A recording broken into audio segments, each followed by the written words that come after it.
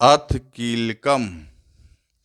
ओम अस कीलक मंत्र शिवऋषि अनुष्टुप छंदः श्री महालक्ष्मी देवता श्री जगदम्मा प्रत्यर्थ सप्तशती पाठांग तेन जपे विनियोगः। ओम नमः चंद्रिकाय। मार्कंडेय उवाच। ओम विशुद्ध ज्ञान देहाय त्रिवेदी दिव्य चक्षुषी श्रेय प्राप्त निमित्ताय नमः सोमार्थ धारणे। ओम चंडिका देवी को नमस्कार है।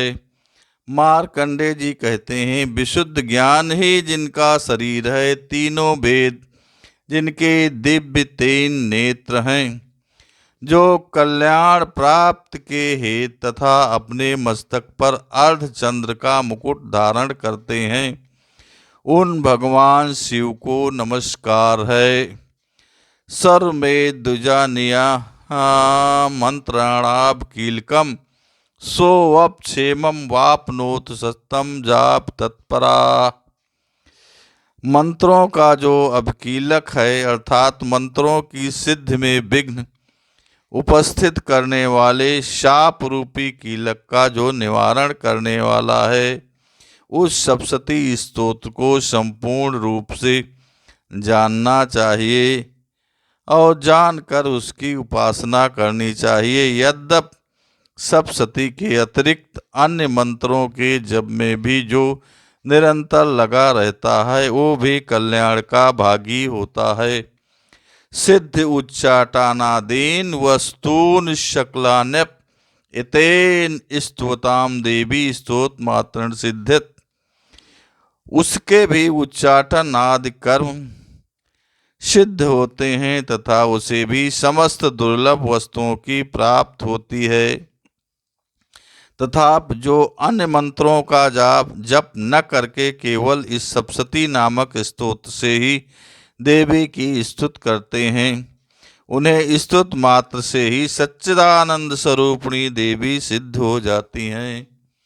ना मंत्रो नौषधम तत्र न किंचिदप विद्यते बिना जापेन सिद्धि सर्वोच्चाटनादिकम। उन्हें किसी कार्य की सिद्धि के लिए मंत्र, औषध तथा अन्य किसी साधना उपयोग की आवश्यकता नहीं पड़ती। बिना जप के ही उनके उच्चाटन आदि समस्त औपचारिक कर्म सिद्ध हो जाते हैं। समग्रयप सिद्ध्यंत लोक शंका मिमाम हरः कृत्वा निमंत्रयामास सर्वमेदं शुभम। इतना ही नहीं, उनकी संपूर्ण अभीष्ट वस्तुएं भी सिद्ध होती हैं।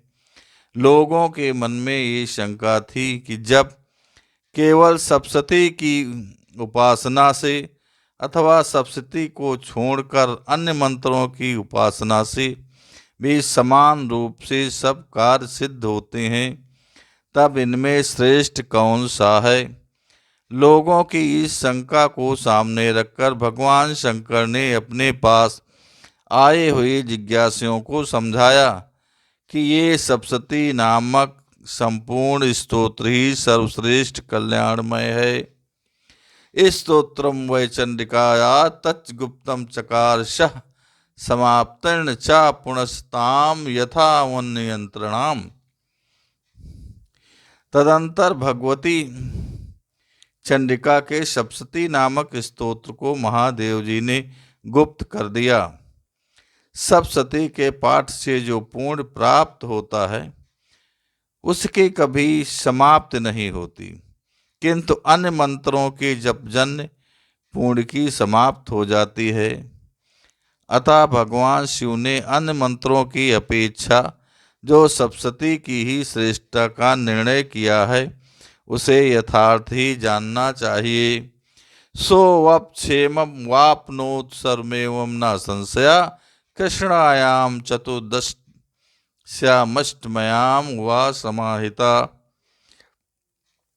अन्य मंत्रों का जप करने वाला पुरुष भी यदि सप्तशती के स्तोत्र और जप का अनुष्ठान कर ले, तो वो भी पूर्ण रूप से कल्याण का भागी होता है।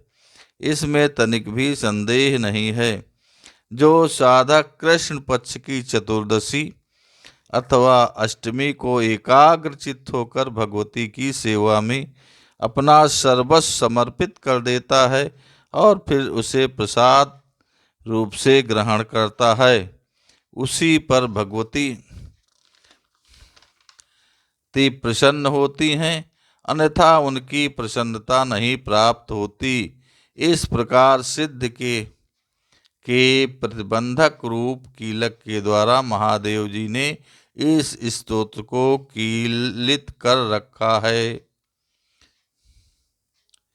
ददात प्रतगहानाथैषा प्रसीदत इथंग रूपेण कीलेन महादेवेन कीलतम यो निष्किलाम विधाय नाम नित्यम जपत संपुटम सा सिद्ध्या सागड़ा सोअप गंधर्वो जायते नरा। जो पूर्वोक्त रीत से निष्कीलन करके सप्तशती स्तोत्र का प्रतिदिन अस्पष्ट उच्चारण पूर्वक पाठ करता है वो मनुष्य सिद्ध हो जाता है, वही देवी का पार्षद होता है और वही गंधर्व भी होता है। न चैवापिट तस तस भयम क्वापि जायते नामृतवशम यात मृतो मोक्षम वाप्नुयात्। सर्वत्र विचरते रहने पर भी संसार में उसे कहीं भी भय नहीं होता, वो अपमृत्यु के बस में नहीं पड़ता तथा देह त्यागने के अनंतर मोक्ष प्राप्त कर लेता है। ज्ञात्वा प्रारब्ध कुर्वी न कुर्वाणु निश्चित ततो ज्ञातु संपन्न विदम प्रारब्धति बुद्धि। अतः कीलन को जानकर उसका परिहार करके ही सप्तशती का पाठ आरंभ करें। जो ऐसा नहीं करता है उसका नाश हो जाता है। इसलिए कीलक और निष्कीलन का ज्ञान प्राप्त करने पर ही इस स्तोत्र निर्दोष होता है और विद्वान पुरुष इस निर्दोष स्तोत्र का ही पाठ प्रारंभ करते हैं। सौभाग्याच्चा यत्किंचित् दृश्यते ललनाजने तत्सर्व तत्प्रसादेन तेन जापमिदं शुभम। स्त्रियों में जो भी सौभाग्य आदि दृष्टि गोचर होता है वो सब प्रकार के प्रसाद का ही फल है। अतः इस कल्याणमय स्तोत्र का सदा जप करना चाहिए। शनैस्तु जप माने अस्मिन् स्तोत्रे संपत्ति रुच्यके भवत्येव समग्राप तथा प्रारब्धमेव तत्। इस स्तोत्र का मंद स्वर से पाठ करने पर स्वल्प फल की प्राप्त होती है और उच्च स्वर से पाठ करने पर पूर्ण फल की प्राप्त होती है। अतः उच्च स्वर से ही इसका पाठ प्रारंभ करना चाहिए। ऐश्वर्यत प्रसादेन सौभाग्य आरोग्य संपदा शत्रुहानि परो मोक्षा स्तुति शाना किम जने ओम। जिनके प्रसाद से ऐश्वर्य सौभाग्य आरोग्य संपत्ति शत्रुनाश तथा परम मोक्ष की सिद्धि होती है उन कल्याणमयी जगदम्बा की स्तुति क्यों नहीं करते। देव्या कीलक स्तोत्रम संपूर्णम।